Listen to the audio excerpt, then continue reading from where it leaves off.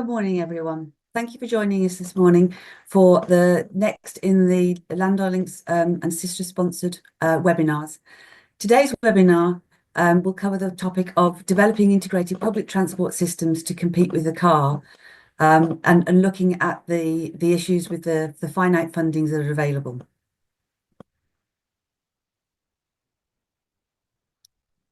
Today, I'll be introducing a series of speakers. We've got Lisa Hopkinson, the Director of Transport for Quality of Life, Roger Geffen, a campaigner for Road Traffic Futures, Ian Bruce, an Associate Director with Sistra, and David Leader, the Director and Managing Partner in TIL.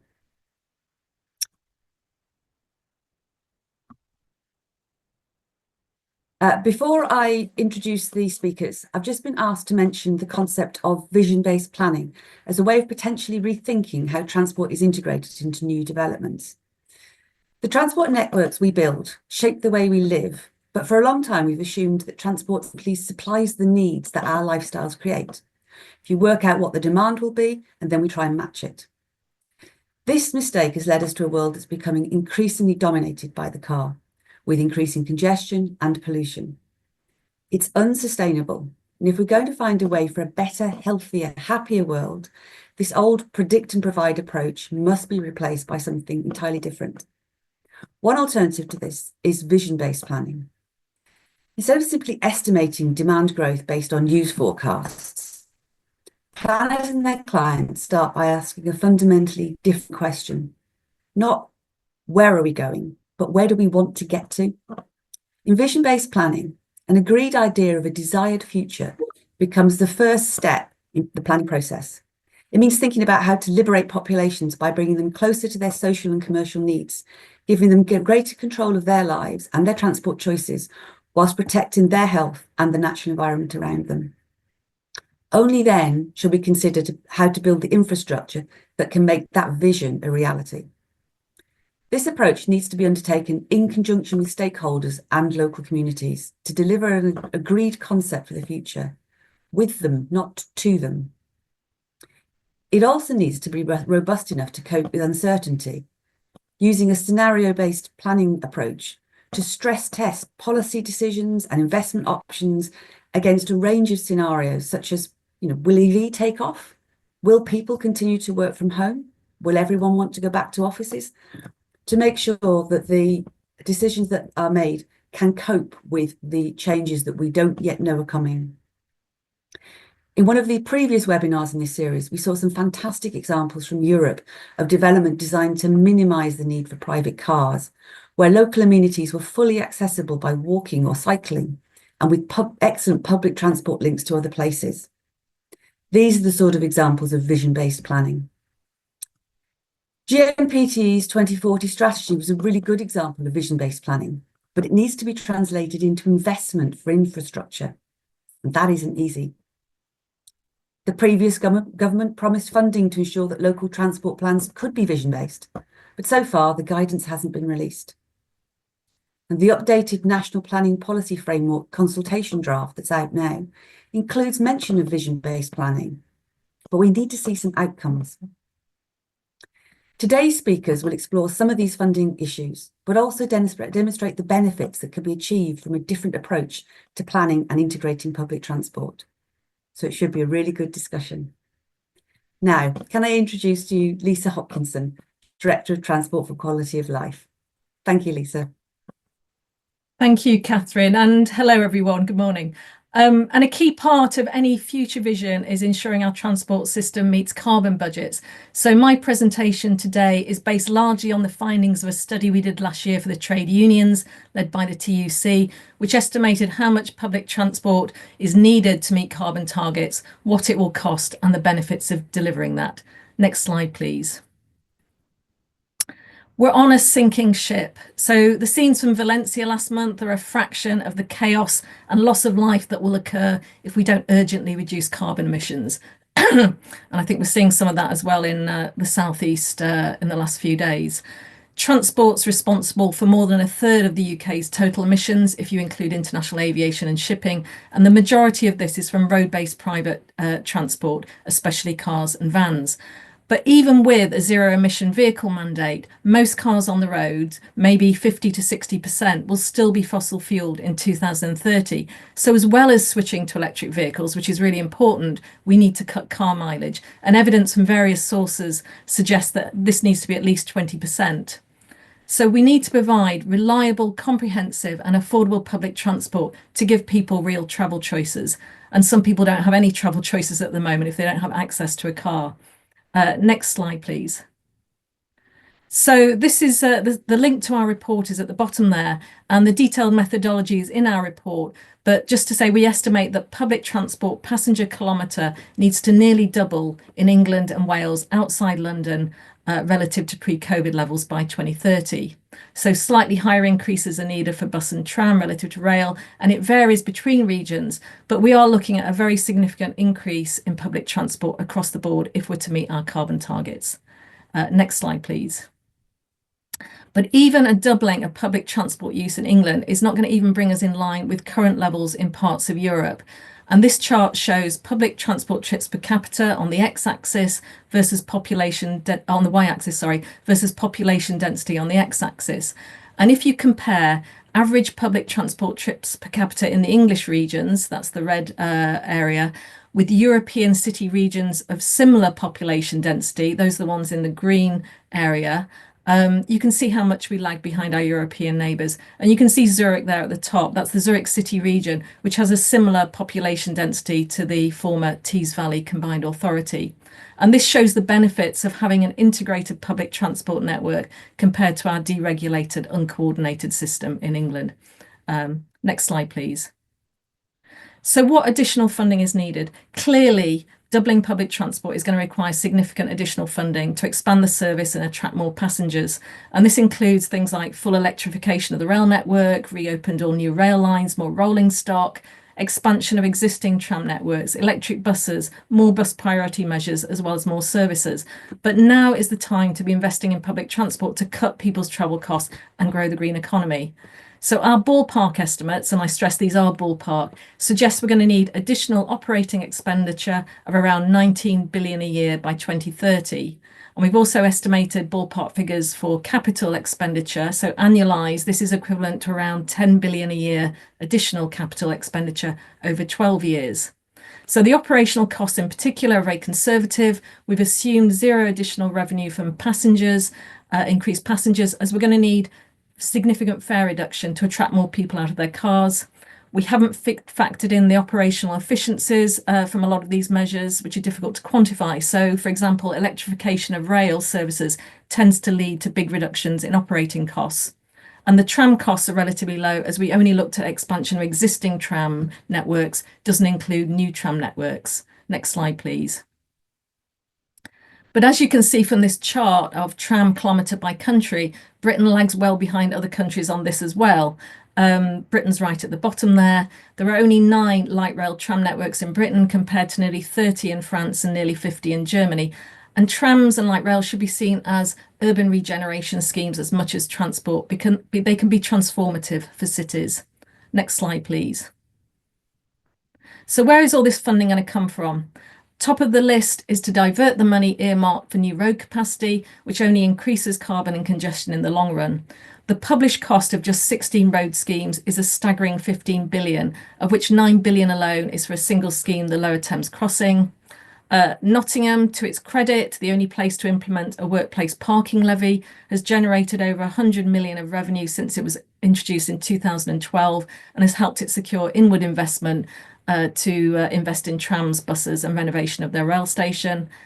Next, a package of benefits and charges for road users. We can fund vastly improved public transport with a pay per mile road user charge, and this will replace fuel duty, which will increasingly fall on lower income people who cannot afford electric cars. Cutting fuel duty while raising bus fares makes no sense and is shifting the tax burden onto those who can least afford to pay.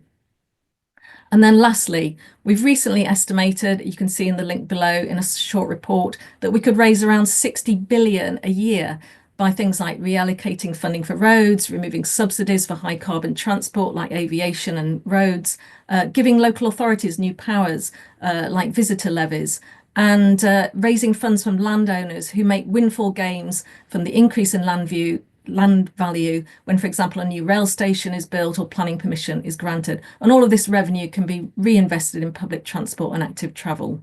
Next slide, please. So that's the bad news out of the way. Now the good news. There are multiple benefits to individuals and society from improved public transport services, which Ian will also address.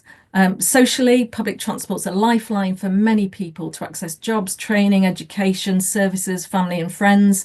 Studies have shown a 10% improvement in local bus service connectivity is associated with a 4% reduction in deprivation. It also provides additional health benefits since people often walk or cycle to access it. Environmentally, talked about carbon, but it can also reduce pollution, particularly if the public transport is electrified. And economically, our report shows it will create hundreds of thousands of green jobs, and there are wider benefits to the economy. The rail industry, for example, generates around 43 billion of gross value added a year. Every £1 invested in bus priority measures generates around £5, 5 times that in wider economic returns. And there's also benefits for tourism and reduced congestion. Next slide, please. So this is an investment that pays back far more than the initial costs. Public transport also provides productivity benefits from the clustering of people and businesses, typically in city centres. And one study that we looked at suggested that if we had better public transport and reduced journey times into cities, this could increase GDP per capita by 7%, which we estimate is worth around 50 billion a year for Wales and England outside London in productivity benefits. Next slide, please. So, as well as long-term funding settlements for regions and everywhere in England, there are a number of other things which are needed. We need a fully regulated system of public transport to enable an integrated system with one network, one timetable, one ticket, and ideally public ownership to prevent leakage of profits to shareholders and reduce the fragmentation caused by layers of inefficiency. To achieve the levels of mode shift that are required will also require disincentives to driving. And we think the best way to constrain traffic sufficiently, as well as to generate new funds for investment, is a national system of road user charging. And I talked previously about the benefit and charges package. And lastly, we need to replace the current appraisal system the government uses to assess the business case and funding for transport systems. And this appraisal system is heavily biased towards road schemes and against public transport projects. Next slide, please. So to conclude, poor and declining public transport services are not an inevitability. We have the means to create a world-class public transport system. This is a political choice, and this is essential to meet carbon targets. With the right investment, we can double patronage in a relatively short period, and this would more than pay for itself in terms of benefits for the economy and deliver a healthier, fairer and more productive society. Thank you.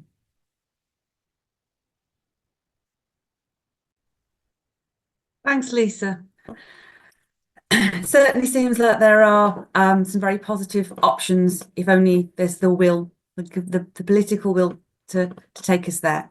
I forgot to mention earlier, I see Juliana has put it in the chat. If you have any questions, please put them in the Q&A. You're picking questions out of the chat. You're welcome to chat while we've got the presentation going, if you want to, but all questions we've taken from the Q&A. Right, moving on, we've got our next speaker, Roger Geffen, who's a campaigner for low traffic futures, and Roger has a very interesting presentation to give us to support some of the topics that we've been discussing so far. Thank you, Roger. Well, thank you, Catherine, and thank you, Sistra, for sponsoring this, and for Lando for the invitation to present this morning. Let's move straight on. I will introduce Low Traffic Future Alliance, and then set out a bit of historic context. If we can just move on to the first slide. So yeah, first, I want one more One more, that's great. So just to introduce us, Low Traffic Future Alliance, we are an alliance of both groups and individuals. We have a vision of a world where fewer journeys need to be made by car, van or lorry, with all the benefits to overcoming the problems that Lisa talked about. Our role is to demonstrate and build public support for a less car dependent future, well, a less motor vehicle dependent future. Actually, I can update that. We include 28 national environmental health, road safety and sustainable transport groups, and we're looking to carry on expanding to sort of strengthen our voice. Moving on. Next slide. So those are our members. You can see the sort of range of members that are with us. So road safety groups such as Action Vision Zero and Break, environmental groups, Friends of the Earth, Greenpeace, Possible, CPRE, health groups, Global Action Plan, Asthma and Lung UK, as well as sustainable transport groups such as Sustrans, Living Streets, Campaign for Better Transport, and Cycling UK, who I used to work for until not so long ago, as some of you may remember. Moving on. Just to put today in context, we are awaiting the government's integrated transport strategy, as has already been said. It is also today is precisely 30 years to the day since what was then called the Department of Transport, rather than for Transport, sent in the bailiffs and bulldozers to demolish the houses on Claremont Road, a little street in East London that was in the way of what has now become the M11 link road, well, part of the A12, linking from the Blackwall Tunnel out to the M11 in East London. There was a huge festival of resistance, and I was part of it. That was a 4-day eviction. It took 4 days to evict those well-fortified houses with nets above the roofs, towers springing from the rooftops. Actually, there was a much bigger tower at the other end of the street than you can see in that photo. It's also 1 week on from the death of John Prescott, it's already been mentioned. So he was the last Transport Secretary to publish an integrated transport white paper, and he was responding to those road protests and to the popular support that they had they'd garnered. Friends of the Earth and the Green Party had latched on to the public support for a less car-dependent future, and backed them by saying, "I will have failed if in 5 years' time there are not many more people using public transport and far fewer journeys by car. It's a tall order, but I urge you to hold me to it." Well, he failed, but not for lack of trying. I just wanted to read a few quotes from that integrated transport white paper.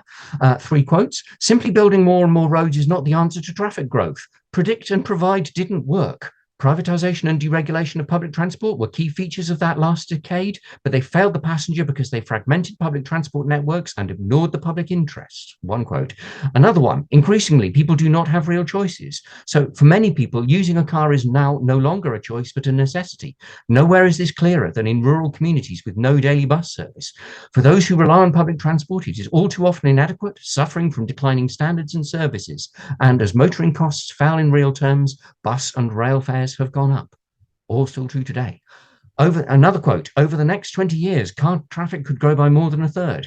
Van and lorry traffic is forecast to grow even faster. This means more traffic jams, not just in cities, but in country towns too. Driving will become even less of a pleasure, and costs to businesses will soar. There will be more damage to the environment, and our health will suffer." Moving on, we've clearly got to try and support Louise Haigh in ensuring that she succeeds where John Prescott tried valiantly but didn't. So we haven't yet got to the integrated transport strategy, at least not at the time when we started this seminar this morning. But last week, Louise Haigh gave a speech at a general politics conference hosted by the New Statesman. So this was not to a transport audience. She talked about the things that we've all heard about her aspirations to strengthen public control, national public control of the rail network and local public control of the bus network, with the buses bill expected in the coming months. She did use this phrase vision-led, which previously I'd only heard associated with the transport section of planning policy, but she was clearly using it as an overarching narrative for transport policy as a whole, which I think is very interesting. So I look forward to seeing whether that does indeed feature in the integrated transport strategy when it comes out, presumably later today. Also, in front of a non-transport audience, she talked about reforming the transport appraisal process, which I thought was really interesting. She did acknowledge this was a slightly transport nerdy point to make in front of a non-transporty audience, but she seems to have learned something from Lee Waters, the Transport Minister in Wales, who realised that it's important to fix the underlying systems. Don't forget the wiring, he said. Unless the system wiring is reconfigured to deliver different outcomes, the declarations of fine words, if you like, will just be empty rhetoric. So what might that mean in practice? Moving on, next slide, please. One of the problems we've got is that the assumptions we make about the overall future, what is going to go on in the background to our individual scheme level decisions, ultimately affects those scheme specific decisions. So we've been investing in roads since the 1950s, and we've found, surprise, surprise, that if you build more roads, you get more traffic. It's related.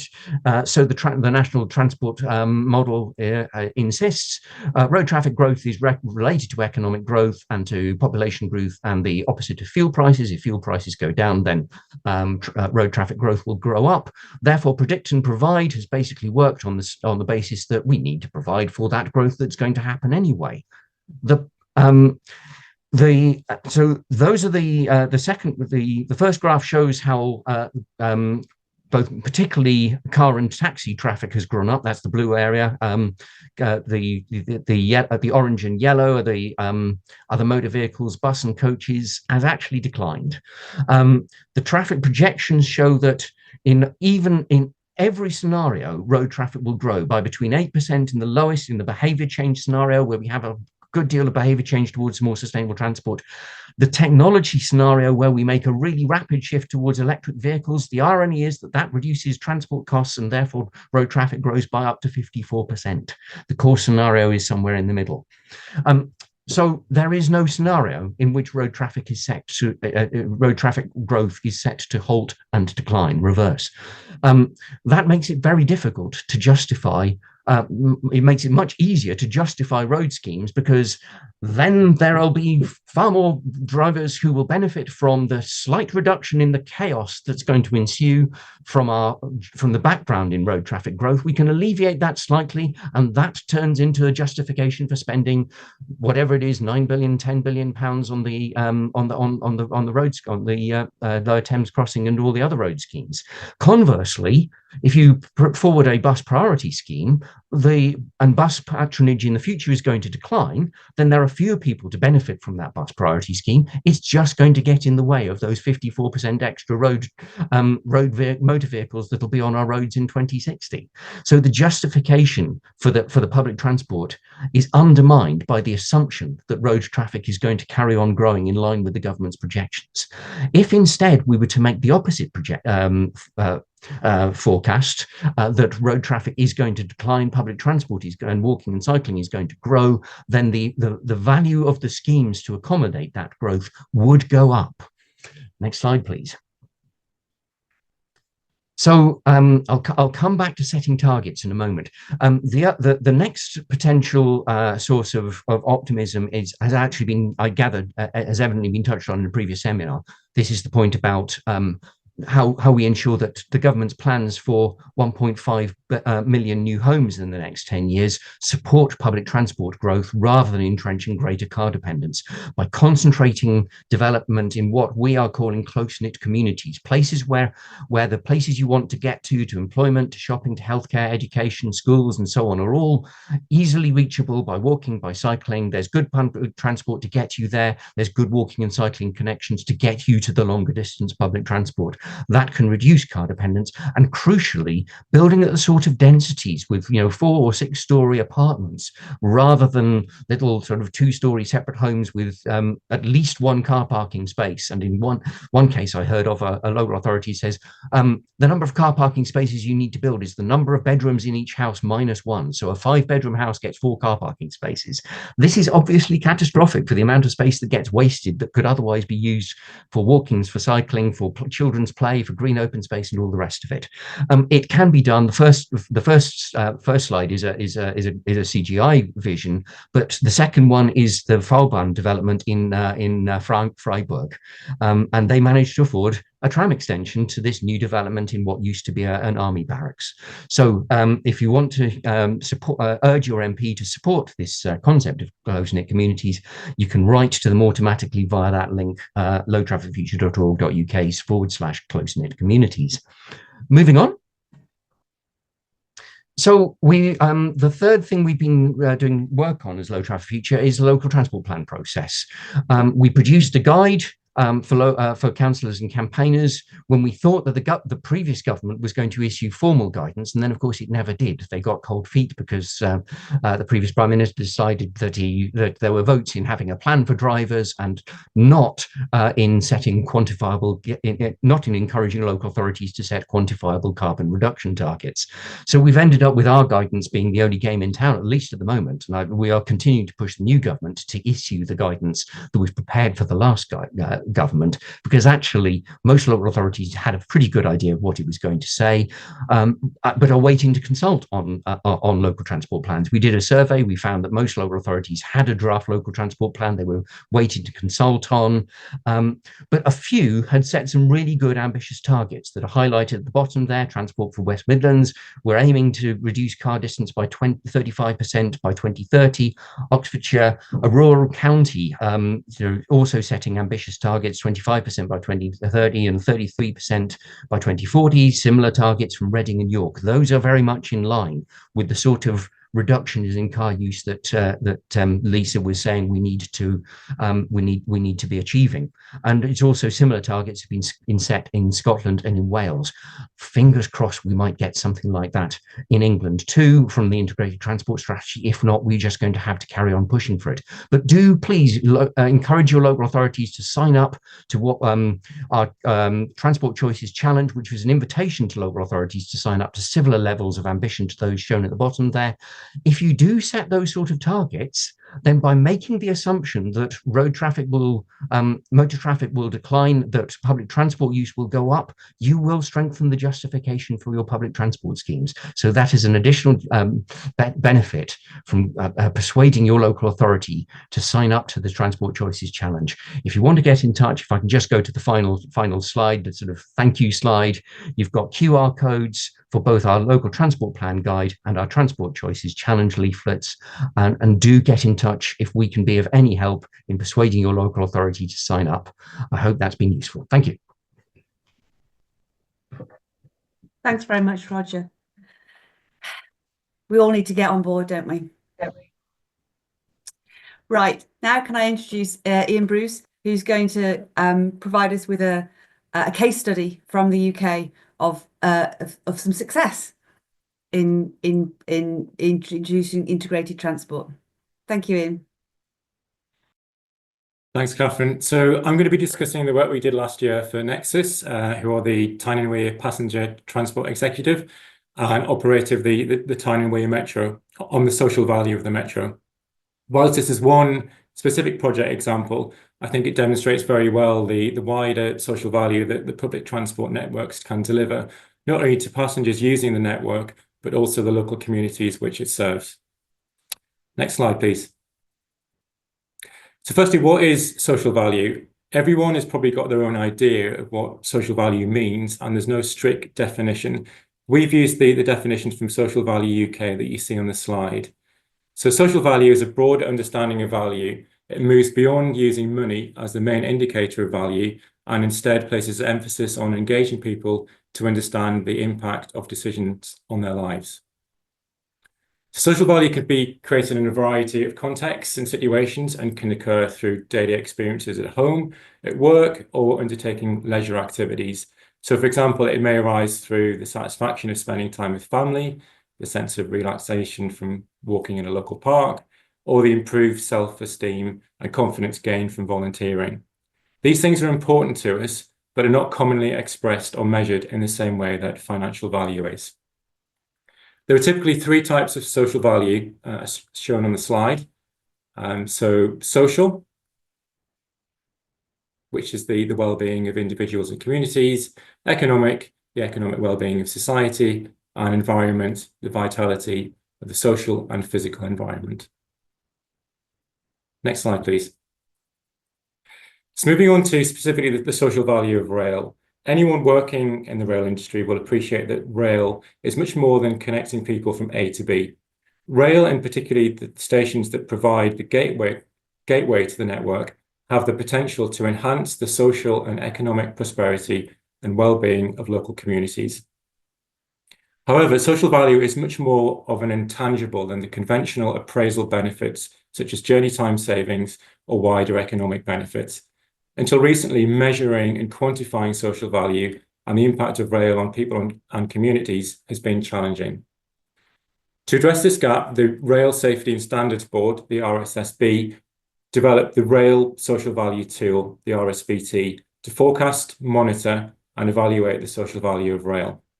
This includes measuring the impacts on the welfare and well-being of individuals and wider society, and the net value socially, economically, or physically of any particular project, organisation, or specific initiative. The RSVT consists of over 500 social value performance indicators categorised by the 12 social impact areas shown on the right of the slide. Examples of social value performance indicators include community and charity, such as the number of people volunteering or participating in gardening at adopted stations, climate and environment, for example, the number of hectares of green space created, safety, health and well-being, for example, the number of people, such as passengers, workers, volunteers, visitors, who regularly cycle to and from the station. So for the study we undertook for Nexus, for the Metro, this involved the following stages. Firstly, identifying the most relevant indicators to deliver social value through metro stations or network-wide initiatives. These focused on the following social impact areas. Firstly, climate and environment, for example, the provision of green space, community and charity, such as volunteering opportunities, community events, economic development, for example, the provision of station space for retail or hospitality, employment, training and skills, the creation of local employment, rail accessibility, for example, the inclusive design features, and finally, safety, health and well-being, for example, initiatives to encourage physical activity, such as the provision of cycle lockers at stations. We then selected 4 station case studies, and these were selected to get a range of stations spread geographically across the network, but also different types, so city centre, interchange, and local stations. We also needed to demonstrate the social value impacts across the full range of impact areas. The 4 stations we selected were Whitley Bay, Monkseaton, South Shields, and Haymarket. We then undertook a site visit to the case study stations. This provided an opportunity to see the different station features and facilities and to talk to people involved in running some of the community initiatives, for example, the community garden at Whitley Bay Station. We then collected data to populate the RSVT, including station mode access survey data, the number of people employed by station businesses, and the number of people undertaking volunteering activities.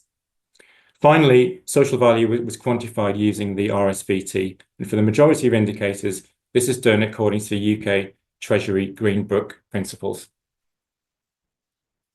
Next slide, please. So this slide presents the different features and facilities of the 4 case study stations. So firstly, at South Shields Station, the urban realm was recently improved. So the station is much more of a gateway to the town centre with pedestrianised areas, seating and greenery. There's also a bakery in the station which employs about 10 local people. Next at Whitley Bay, there's a community garden next to the station, which was previously derelict land and a hotspot for antisocial behaviour. It's now a place where people can come, sit, relax, volunteer, attend community events, or even grow their own vegetables. There's also a monthly market in the station, which sells vegetables grown and honey from the beehives in the garden. Really great examples of locally sourced produce. There's also a pub in the station that opens out into the platform and a cafe.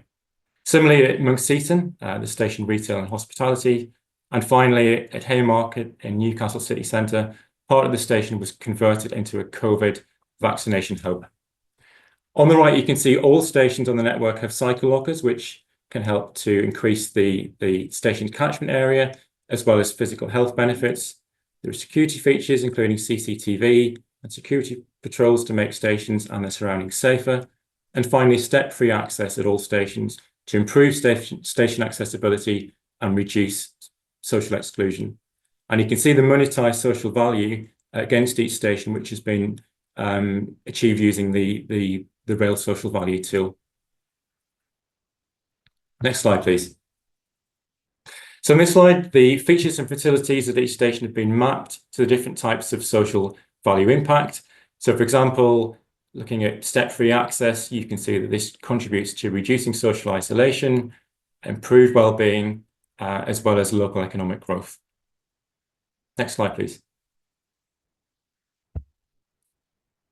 We also developed a series of logic maps to visualize how stations' features and facilities can lead to shorter-term outcomes and then result in longer-term impacts in terms of social, economic, and environmental benefits. So taking the example of the community garden at the top, this leads to visitors to the garden and community events, which has the impact of increasing local diversity, improving well-being, and reducing social isolation. Impacts are also mapped to regional strategic objectives, demonstrating how even small changes can help contribute to much larger changes on the transport network and within society as a whole. Next slide, please. So as well as individual stations, we looked at the social value of various network-wide initiatives. So for example, this included art in stations, which has been a big feature of the Metro over the last 30 years. This can make stations more attractive, as well as supporting local artists and actually turning stations into destinations in their own right. Next slide. I've already talked about station accessibility and the impacts they can have on in terms of reducing social isolation. And finally, the operator runs a series of events around metro stations in the summer called the Community Takeover. This can help create a sense of local pride and improve sense of community. Next slide, please. So in summary, the study has demonstrated the wide range of social, economic, and environmental benefits delivered by the Metro and the positive impact this can have on passengers and local communities. Across the 4 case study Metro stations, the total annual social value delivered was valued at 8.25 million. The case studies demonstrate the huge social value potential of the whole network if further social value opportunities are leveraged and social value best practice is implemented at other stations where social value is currently limited. Next slide, please. So to conclude, how can we maximize the social value of rail? As shown in the case studies, there are many different examples and aspects of station placemaking, features and facilities that can generate social value. These can be applied to all stations, big or small, whether that's major works to improve the urban realm, or simply installing a community notice board on a station platform. All of these elements can help make stations more safe, accessible, and welcoming. They can create more pleasant gateways for people arriving into areas by rail and spend time in. Not just rail passengers, but members of the local community can benefit too. So by thinking beyond the gate line and embracing the environment our stations are in, we have the opportunity to support the creation of centres of activity that can boost public transport demand, attract people to places, support economic growth, improve pride in place and well-being within the local community the station serves. And finally, in articulating and in monetising these social value impacts, we can strengthen both the strategic and economic argument for public transport funding. Thank you. Thanks, Ian. One of the questions that came out was, is there something similar for bus? So we can talk about that later. Right, can I introduce our final speaker, who's bravely got up in the middle of the night in America to join us for this webinar. Can I introduce David Leader, who's the Director and Managing Partner of TIL. Thank you, David. Thank you. So I want to sort of pick up on some of the financing issues and some of the issues that arise from the budget. So if we click on to the next slide, please. And we'll move forward one more. How do we compete with the car? So I think the thing to remember here, and it's following from the previous discussion, there are only two sources of income for public transport networks. The first one is the passenger, so we'll show the passenger pictogram, but then we get a series of tax measures. So the first way of, if we click, the first way we can raise tax is by taxing economic goods, things that we want to encourage. So we have a pictogram, click, of the kind of things like capital, employment. These are all things that in the economy we're trying to encourage. If we click onto the next pictogram, the next way that we could think about tax is to tax economic bad. So these are things that we're trying to dissuade in the economy, congestion, pollution, but also things like alcohol, obesity, these kind of negative social trends. If we click onto the next pictogram, we've then got a third category of tax measures, which are things like fuel duty and road fund, or pay as you drive. Now, these are sometimes thought about as tax measures. I've even heard some people talk about the bus fares as tax measures in the last few months. But really, if we click forward, I would tend to think about those moving into the category of user fees. I think user fees are a more efficient way of raising tax than taxing things that we should be encouraging, like entrepreneurialism, capital formation, and so on. So we click onto the next slide. Is the network financially sustainable? If we click, and what can we learn from the autumn budget? So we'll move on to the next slide, please. Now, as background to this, I think it's worth reminding ourselves where we are as an economy. Now, there have been very big changes over the last 25 years. The tax take is at the highest level for more than 70 years. In fact, we're now heading back to 80 years. You have to go to the early post-war period to have a tax take which is this high.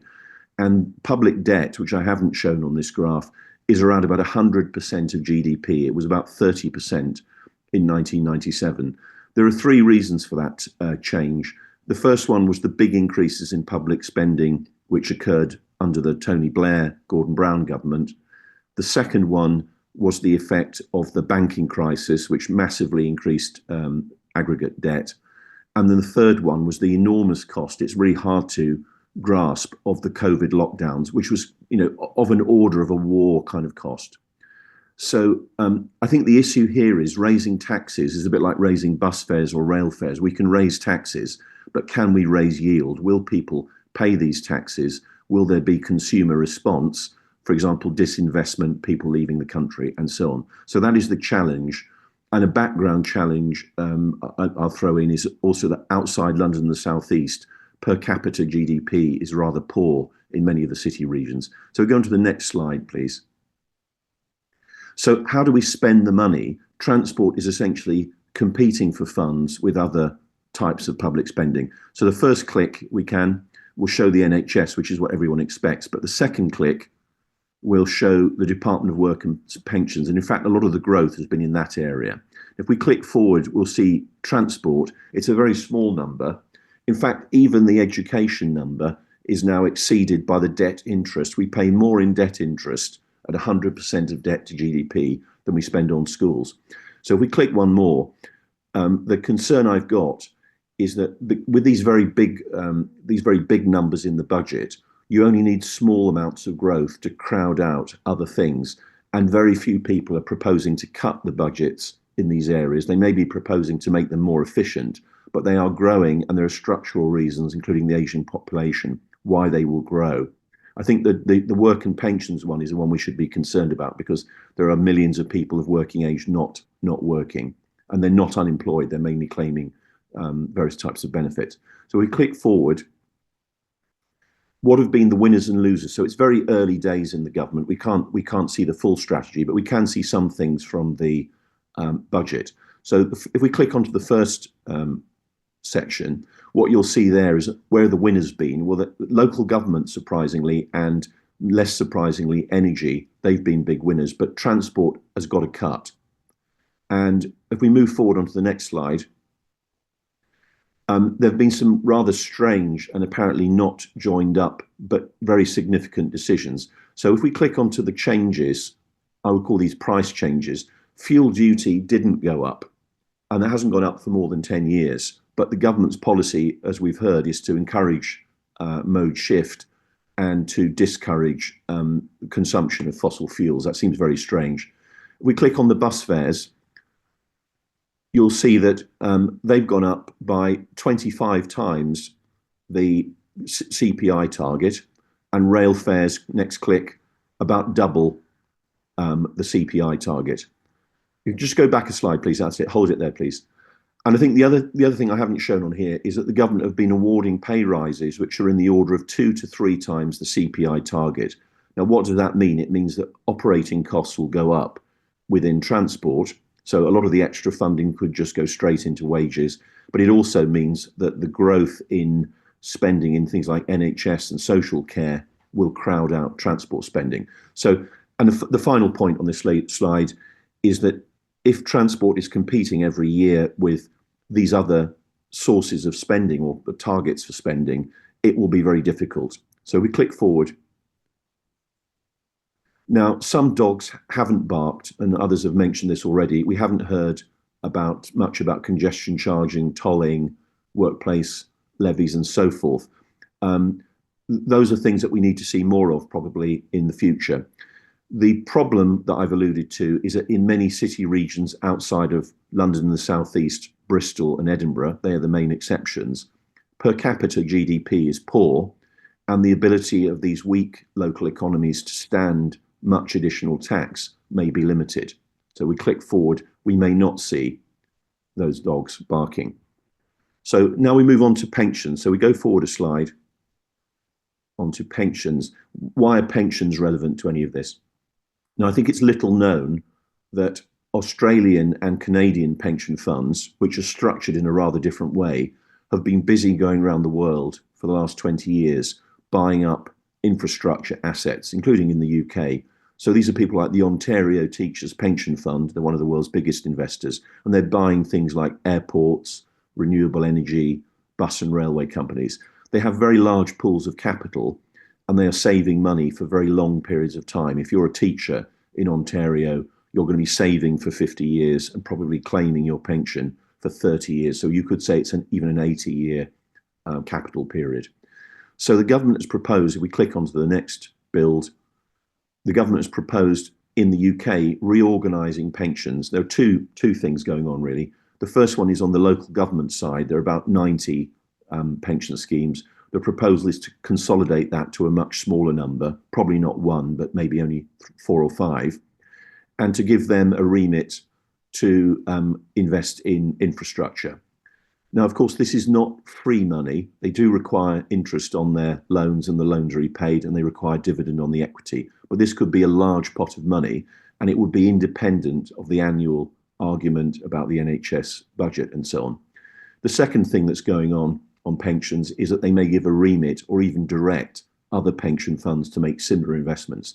The concern here is these investments do need to be repaid. The pension's not giving money away. They're making an investment, and they require a return on their investment.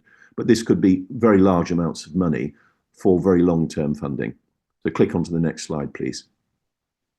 So what is to be done in conclusion? Next slide. First thing to say, first click, is that the budget is not a miracle cure for transport at the moment. There may be more money, but the problems are lurking around. The second point is that I think it's dangerous to assume that raising taxes will raise more income. We can certainly raise taxes. The question is, will people pay it? Will they cease to invest? Will they even leave the country? Next click. Energy transition and local government were big winners, and they require very large amounts of money. I can pick that up in the questions if people want. Next click. But long-term projects require long-term funding, and I think we need to try and make transport funding more independent of these annual fluctuations in NHS and social services. And that's one of the reasons why PPP, which is very unfashionable, was invented, because it does actually isolate the projects for 20 years from those arguments. Next click, please. The position on bus fares, rail fares, fuel duty and public sector wages makes no sense to me. Maybe cleverer people can understand what's going on, but they seem to be a series of disconnected and random positions. Next click. And then finally, private funding is available. There are already sources of private funding. There could be more private funding. So I think private funding is necessary and will be available in greater amounts, but it does require a return, and the investors, some of whom are on this call, if you're a member of the local government pension scheme, they deserve and expect a return on their investment. Therefore, the schemes need to be well thought through. So that's all I would like to say on this topic before we take questions. Thank you, David.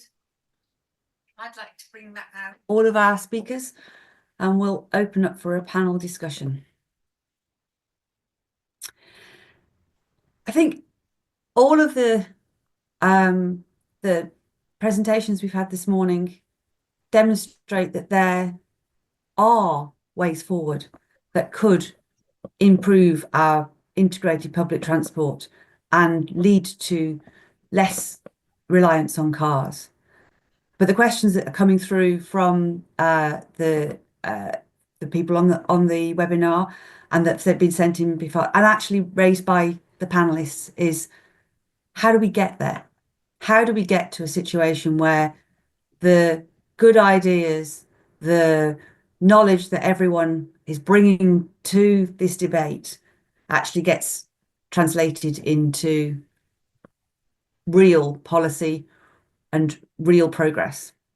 So I'd like to open up the discussion, I think, initially. Lisa, if I can start with you, please. How do we get the change to happen? Okay. Well, I think the government has Louise Haigh has made a really good start. They're renationalising the railways. They're making bus franchising easier. But I think there needs to be more done. And I think the funding issue is a real issue. And as I said in my presentation, having a package of benefits and charges to balance, to sort of sweeten the medicine, if you like. Road user charging is going to have to come in. The Treasury is losing money. We could introduce that on electric vehicles, so it doesn't, it becomes embedded, because at the moment electric vehicles pay no fuel duty. It's much cheaper to drive an electric car, and even with a small road user charge, it will probably still be cheaper to drive an electric car. And I think surveys done by Campaign for Better Transport have shown that there is support for road user charging, and that support increases if there is a decent alternative. We need to give people real alternatives to driving. So if we could invest more in our public transport system, I think that would make it more acceptable to introduce these harder measures. But somebody has to bite the bullet and do that at some point. And I think David mentioned as well, there are a lot of potential funding sources out there. If we tax climate and environmental bads, even if it doesn't raise the revenue, if it changes behavior, that's fine. If we double the air passenger duty on private jets, if people stop, if people reduce taking private jets, that's a benefit in itself. So I think there's a lot more that we can be done, but we definitely need an integrated transport system, and we need public control. We need a guiding mind to try and integrate, buses, trams, rail, as well as active transport all together. So that's quite a big reform package. Roger, you're a vocal campaigner for this. How do we change minds? Well, I think the first question is, whose minds do we need to change? I mean, I think this is basically comes down to the sort of perennial issue of political will. And of course, Low Traffic Future, the whole point of why we're there, why we were set up, is to try and demonstrate as well as bolster support for this more car-dependent future. People have been saying in the chat, why is it that transport planners, the transport planning profession is a very frustrated profession. Lots of people who know what should be done and then struggle to get the political will, whether it's whether their councillors won't support them, or the local street traders, or the local newspaper, or certain sections of the community, will sort of undermine. And then, of course, there will always be that issue that there'll be certain sections of the media who will whip up the opposition and make out that opposition to everything we're talking about is far stronger than is actually the case. Everybody hates speed cameras, don't they? Everyone hates 20 mph speed limits in low traffic neighbourhoods. No, that's not true. That's not public opinion. That is public opinion being manufactured by certain sections of the media. But it does require political bravery. Our role in the transport planning profession is to strengthen political bravery when we see it, whether it be Louise Haigh, whether it be from local leaders, so that we get the evidence that this stuff does work and is popular. The difficulty is that, there will always be people in their local area will say, yeah, well, the Netherlands is different. And then, oh, well, London's different. And well, Manchester's different. It doesn't work like that in rural areas. And of course, we do absolutely need to kind of make sure that this stuff works in rural areas, because otherwise, one of the real risks we face is what's going to happen with reform.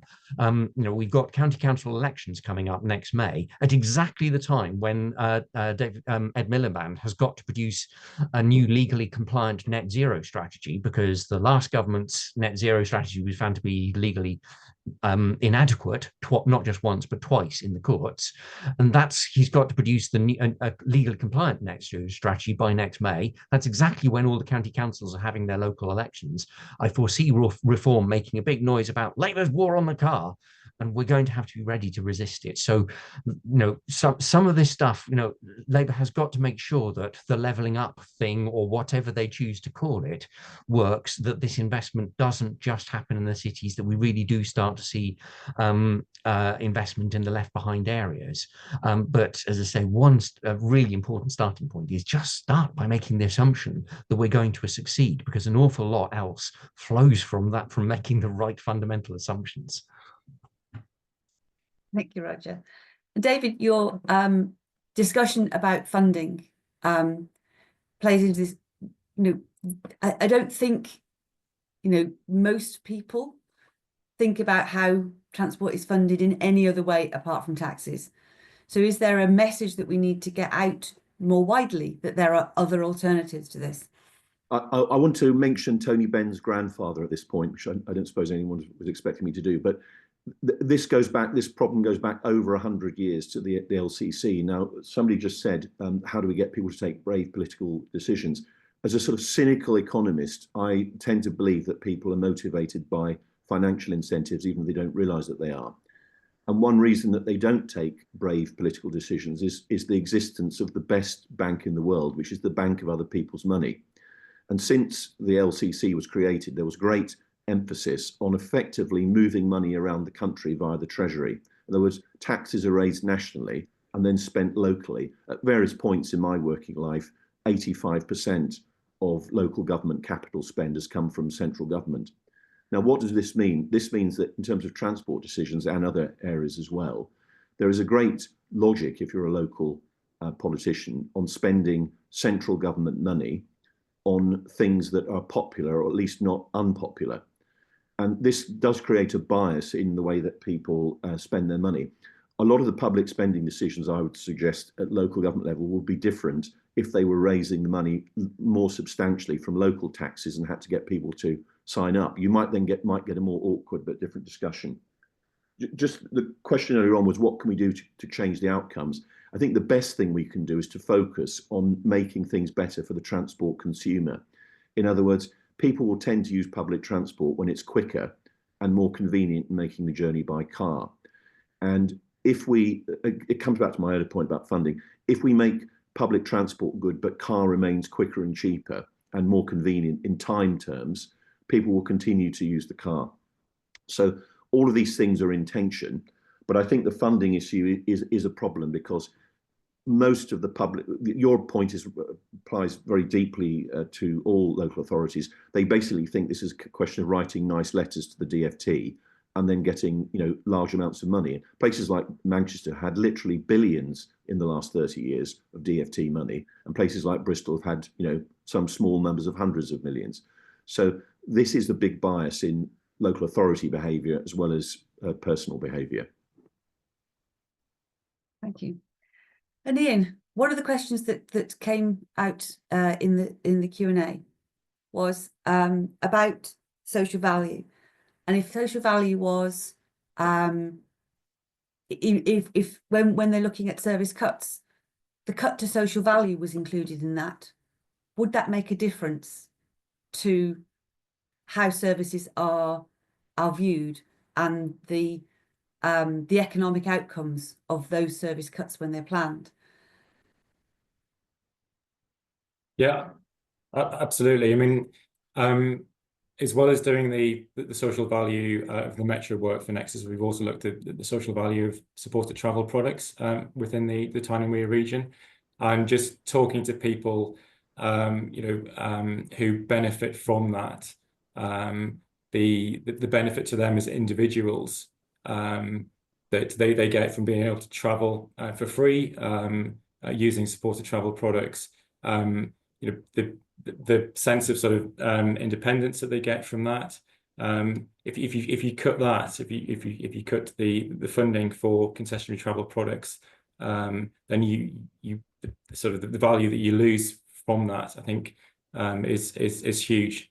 So absolutely, I think that there's wider implications from the funding cuts that you're talking about. So clearly there are ways of finding funding, of demonstrating the value of integrated transport and of public transport, but that still doesn't get us over the line in actually making this happen. And one of the things that it's come out in some of the questions, and it's certainly something that seems to be one of the hardest questions to answer is, Lisa, you talked about, if there's better public transport. David, you just mentioned it. Roger, you've mentioned it. If there's better public transport, and public transport is better than using the car, people will use it. But how do we get to it? We've seen examples from Europe where public transport is planned first. It's the centre of development. We don't have developments like that in the UK yet. And I'd like to ask all of you, how do we make that step from planning the way we do now to actually saying, right, transport is key to new developments. It's key to the reorganisation of our towns and city centres, so that the planning is turned round and integrated transport becomes the key to unlocking attractive places to live and work, rather than being the secondary thought that it appears to be at the moment. I don't know who to start with. Lisa, shall I start with you again? Well, you talked about vision-led planning at the start, Catherine, and you had David Milner on a previous webinar talking about their very good report on Chippenham. Yes, there's a lot of changes need to be made to the planning system. We do need a vision-led planning system. We need to ensure that houses can't be occupied until there is a functioning public transport system there, which is what happens in Europe. We need good connection. There's a whole range of different things on planning that need to change, as Roger mentioned, the whole gentle density thing as well, which makes public transport and active travel more viable. But we also need to look at, I mentioned the need for an integrated transport strategy, which is hopefully being, the vision for that is being released today, which is great. We haven't had that. We've got these separate silos. We've got road funding, we've got some bus funding, we've got very limited no tram funding, no pipeline of tram schemes at all. We need to bring that all together and, as you say, plan for the society that we want, and then deliver that. And it's going to be easier. It's easier in combined authorities, which have more of the powers and the funding. But those powers need to be, that needs to be granted, for the whole of the country, not just for combined authorities. There's a lot of areas, a lot of small towns and cities out there which are, also need their transport systems and planning systems greatly improved as well. How do we unlock that, Roger?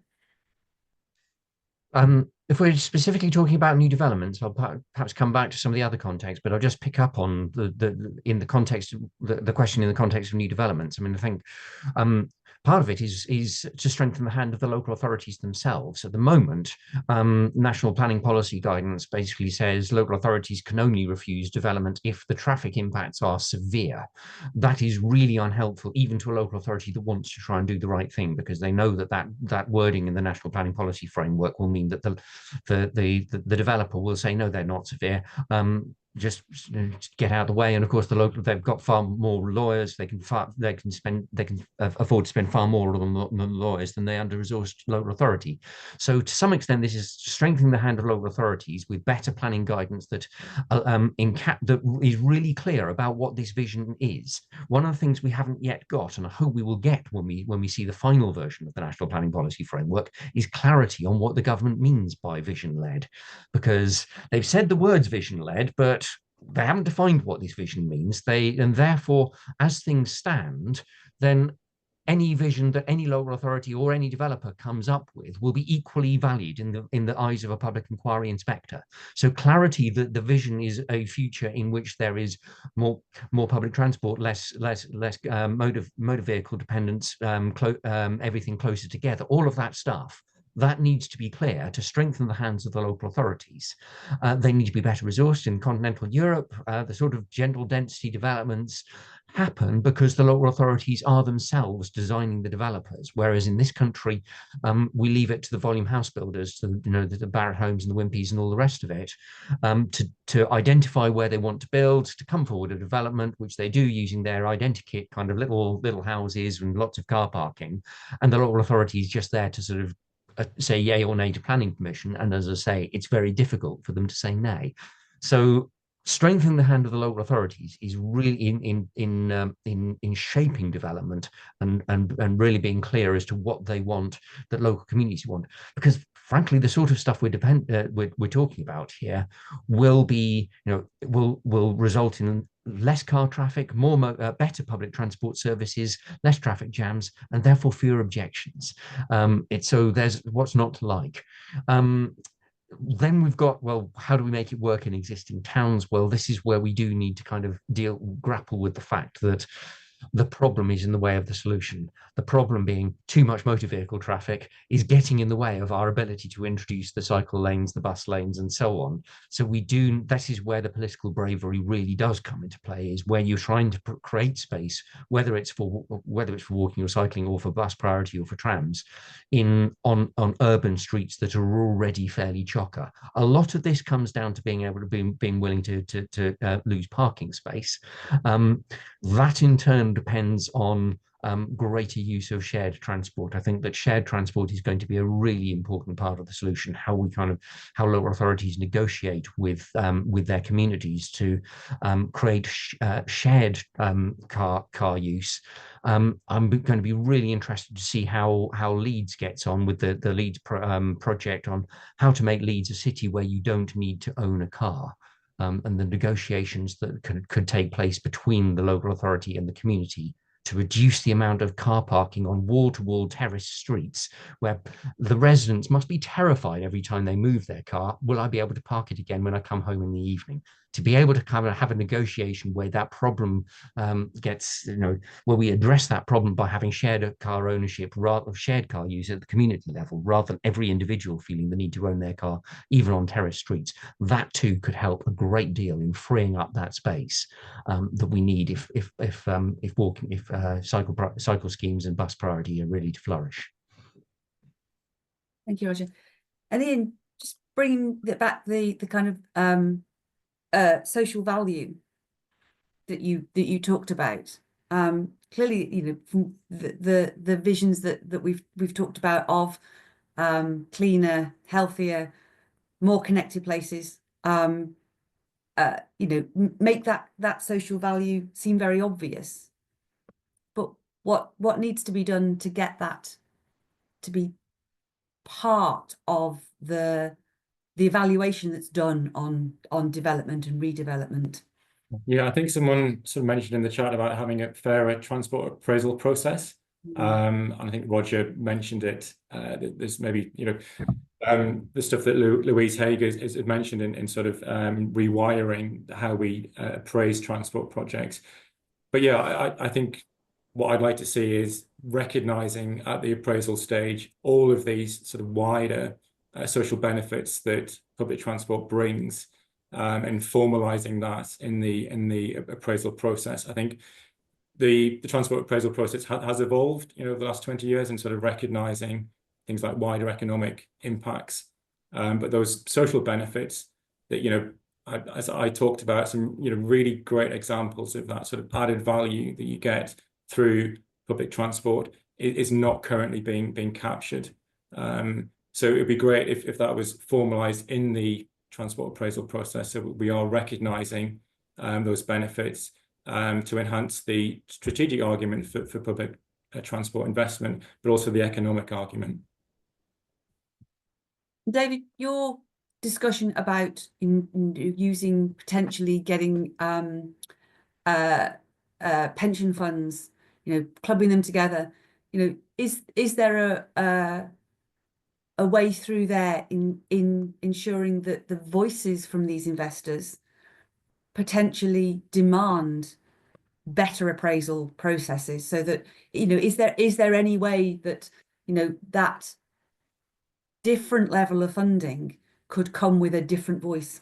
It may be, but it may not be. So let's sort of walk through what they're doing. I mean, the way I think when people start talking about infrastructure funds and pension funds, it sounds like something very complicated.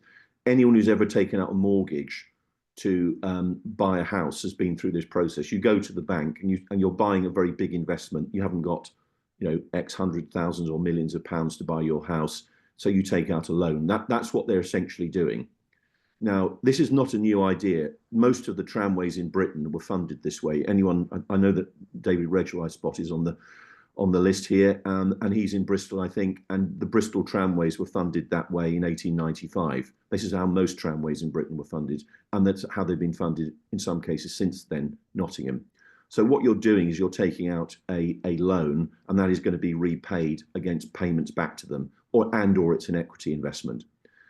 Now, your question is, will it encourage them? The answer is, I think it will encourage them if they're being repaid on the basis of carrying passengers. There is actually a danger in the social value discussion in this regard, because you could say, well, we'll attribute a monetary value to the social value. That will be funded by some local tax or local charge, and we will pay the investors back that way. And that would work mathematically and potentially financially. But I think the problem is, there's a problem we see actually often here in America, which is the very nice tramway with no passengers on syndrome. And therefore, I think that my comment on the social value points is, which I totally agree with, is that just to remind ourselves that you get more social value if there are more passengers. And we have got to be focused on carrying more passengers. Now, there's a very interesting experiment going on in London that nobody has really talked about, which is the experiment of how do you destroy the bus network for the last 10 years. London has extremely favourable demographics. It has a great intensification of population and everything else. So we should be seeing bus growth in London of 2, 3, 4% per annum. In fact, we've got bus demand reduction in London of 2, 3, 4% per annum. That is a result of the buses becoming so slow that you can literally walk quicker. And you can certainly take the train or the DLR or whatever quicker.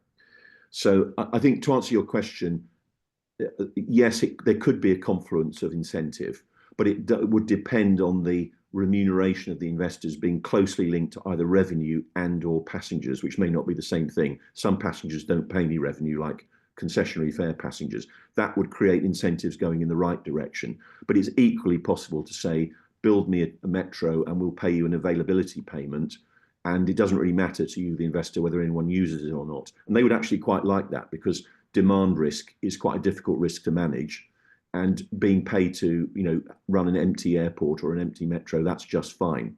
So aligning investor incentives, I think, is an important topic here. Or we could end up with, as Spain has got, I think 30 hardly used airports. And there are quite a few hardly used tramway systems around the world if you know where to look for them. Tricky question. Thank you. there's been a few questions that have come up in the Q&A, and at least one that was sent in previously, and we have touched on it. But you've just mentioned London there, David, which has absolutely the right demographics to support a really, really good integrated transport system.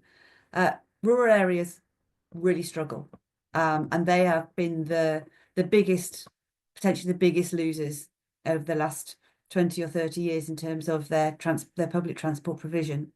And I know they've been mentioned by all the speakers, but what could be the solution to actually turning that around? It's much more expensive to provide public transport for rural communities. So how can that become a reality? Roger, if I can start with you, nodding vigorously there. Yes, I mean, I think you're right. I mean, I think this is potentially where the sort of social value argument is going to sort of we're going to have to think how that works. There are clearly some very good reasons why we generally would like to see people living in denser urban areas, but we also need people to grow our food. So there really is a need for rural communities to still be there. And this is where, so how the Swiss and the Germans sort of make sure that they've got the sort of the idea of that every village of about 300 people typically has at least an hourly bus service, 7 days a week from 6 a.m. till midnight, to pick up on one of the questions about shouldn't we, why do we differentiate the Sunday service? This is normal. This is seen as part of how do we make sure that the rural economy still keeps ticking, because it is hard to get everything we've said about the density that you get when you kind of build to general densities in urban areas.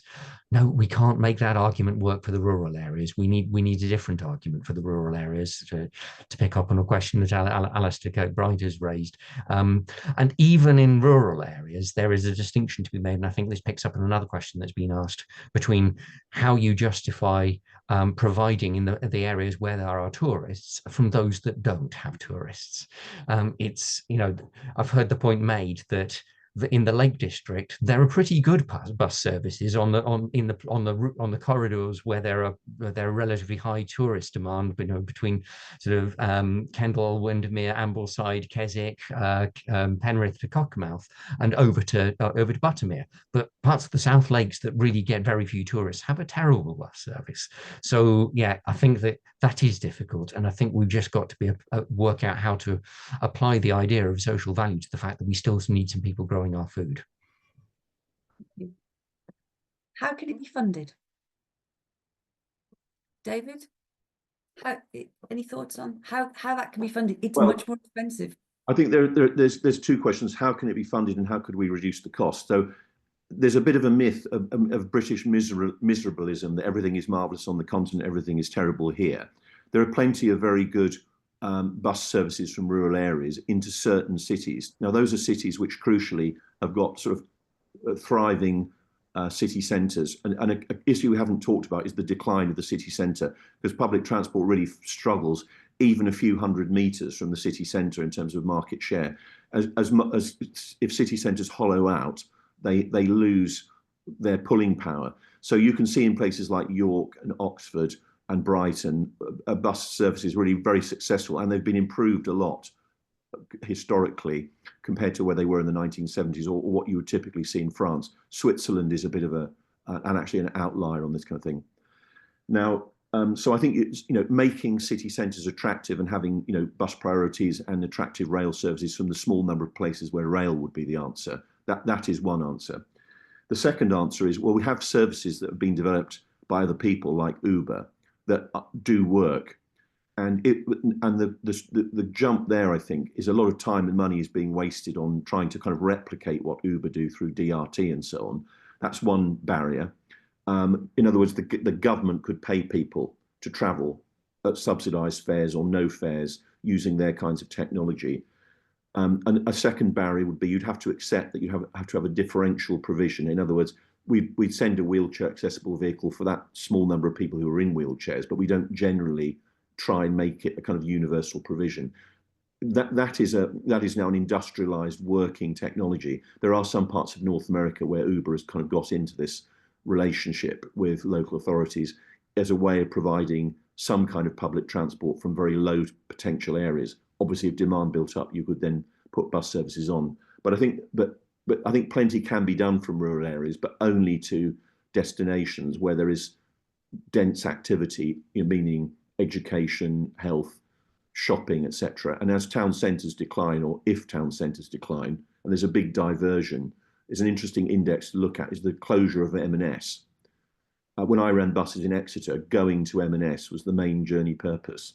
Now, M&S is still there in Exeter High Street, but it's not there in Bolton or Sunderland anymore. Lots of places M&S is closing in the city centre. So this is a critical issue to provide an attractor for rural transport journeys, which generally end in towns. I mean, rural to rural, we have to do that by Uber or something that looks like Uber. We're not going to do that by buses, let alone railways. But rural to town centre, public transport has a role to play, and potentially a growing role. Very interesting. Lisa, can I bring you in there? Yeah, I mean, it's a perennial thorny question, isn't it? Rural transport. But instead of, I mean, there is a cost to providing a decent rural, public transport service. But, instead of looking at a cost, you should be saying, well, what are the costs of not providing it? And that comes back to all the costs that, Ian was talking about, the costs of social, isolation, loneliness, not being able to get to jobs or college or wherever. There are people, there's students that drop out of college, live in rural areas because they just can't get there. So there's a wide range of costs that we should be taking into account. And public transport is a public service. That's what we should be. That should be our starting point. And we should be saying, how do we provide a decent public service to everybody in the country, including villagers? And Roger mentioned the Swiss example. As a national standard hourly bus to every village with a certain population. And that's what we should be doing in Britain as well. Or finding ways to meet the needs of these communities. Transport is a means to meet other policy goals. It's not an end in itself generally. So we should be looking at, across, health, across social care, all of these things. And we should be providing a decent rural, public transport service, because that's the basis of a good society. We shouldn't be saying it costs too much. We should be looking at how we find the funds. And one of your questions about how do we fund this, obviously that paper I mentions 60 billion, and one of those is a tourism levy, which is illegal in England. They're looking at it in Edinburgh. Manchester has got one, but in a slightly different way. But in national parks, why not a visitor levy, which could a small visitor levy, which could pay for vastly improved public transport in those areas for residents as well as visitors. Thank you. David? Yeah, just something about Switzerland, because I'm a great fan of Switzerland too. But if you look at per capita GDP in Switzerland, it's far higher than the UK average. The really interesting thing to do in the UK is look at GDP per capita by area, and these statistics are completely alarming. Now, people are talking about Poland may overtake the UK. That is quite possible in the next 10 years. That's at a national level. But if you go down to regional level, large parts of the country, I mean, most of Greater Manchester, South Wales, etc., they're already poorer than the former communist countries in Central Europe. The average Slovenian is richer than the average person in Greater Manchester. And this does affect the tax take. I mean, people can pay more taxes when they're richer, and there are lots of rich people in Switzerland. There are lots of rich people in London and the southeast, lots of poor people too, but it's the rich people who are paying, the 1% are paying 30% of the tax take. So the problem in the other areas is, how could you raise taxes in Cardiff? There aren't enough rich people or businesses to levy taxes on. So we do need to grow the economy, which the government, of course, is making one of their priorities. But you need to grow the economy in order to levy these taxes.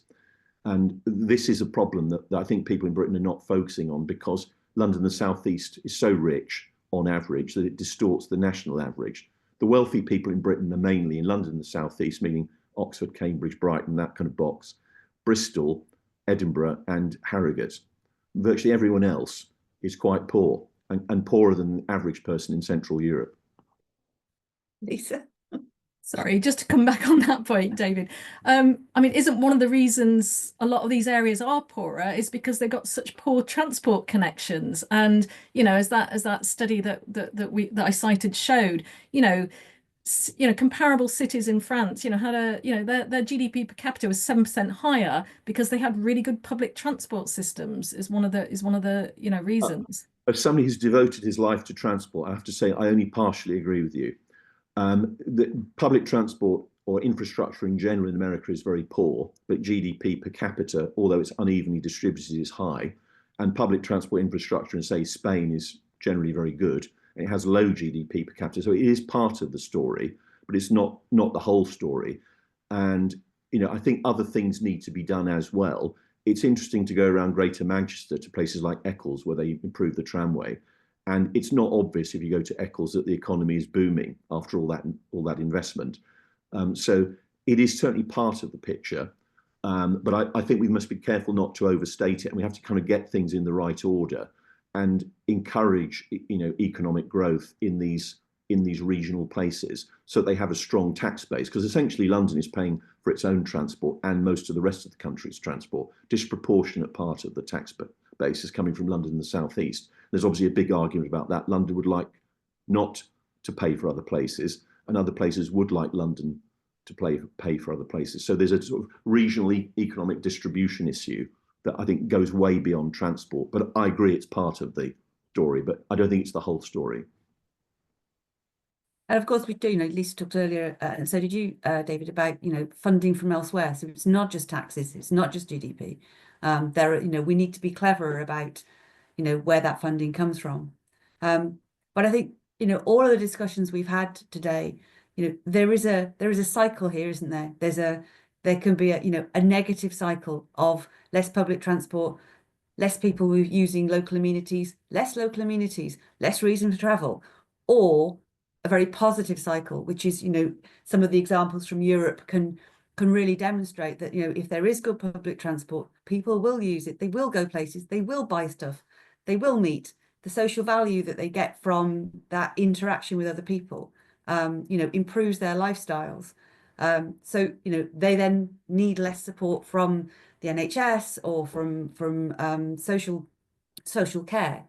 So, there's a way of both monetizing and changing hearts and minds about the value of public transport in turning both city centres and rural areas round to be better places to live and work and have that connectivity.